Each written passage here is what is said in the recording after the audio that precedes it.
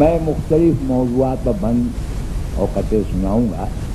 آج 3 بڈھے اس اسٹیج پر ہیں. ماشاء اللہ. اب آپ کو سب سے بڑا بڈھا کون لگ رہا ہے؟ تو ہم بھی انہی منزلوں میں آ گئے. نہیں، آپ کا معاملہ تو یہ دیکھنے میں حسین لگتے ہیں، دیکھنے میں حسین لگتے ہیں، بالکل اوشا مشین لگتے ہیں. اعلیٰ آپ نے اوشا کے ساتھ نام کو جوڑا ہمارا. دیکھیے ایک زمانے میں جو کام بہت مستعدی سے کرتے تھے اس میں اب ڈھیلا پن آ گیا. جو چیزیں اچھی لگتی تھیں وہ بری لگنے لگیں.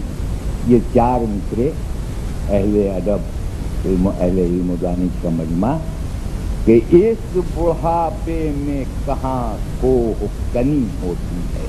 واہ. اس بڑھاپے میں کہاں کو کنی ہوتی ہے. یہ الجھتا ہے اگر زلف گھنی ہوتی ہے.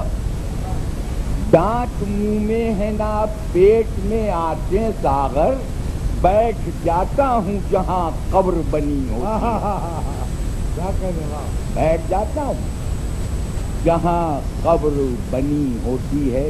پچھلے سال نور صاحب کے لیے جشن کا انتظام کیا تھا، ایک شام نور صاحب کے نام، لیکن جو راستے میں حادثہ ہوا اور اس کے بعد وہ نور صاحب یہاں نہیں آ سکے. یہ 6 مصرے کہ محفل شعر و سخن میں زندگی باقی نہیں. پہلی جیسی اب غزل میں تازگی باقی نہیں. اختر الایمان کیسی جعفری باقی نہیں.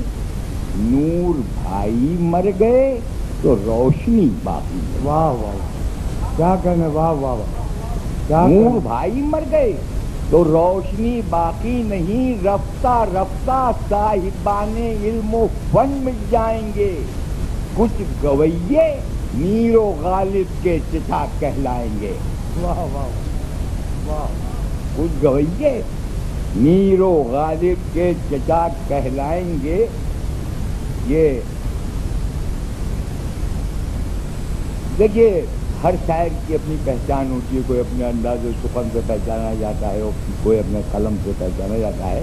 یہ 4 مصرے کے میر و غالب ذوق تو خانے سے پہچانے گے. خانے قلم. میر و غالب ذوق تو خانے سے پہچانے گئے. اب کے شاعر نام سے نامے سے پہچانے گئے. اپنی بھی پہچان ہے لیکن میاں سب سے الگ. ہم زمانے بھر میں پیجانے سے پہچانے گئے. اچھا ہے. واہ کیا کہنے. واہ. اپنی بھی پہچان ہے بھائی. واہ واہ. لیکن میاں سب سے الگ. ہم زمانے بھر میں پیجانے سے پہچانے گئے.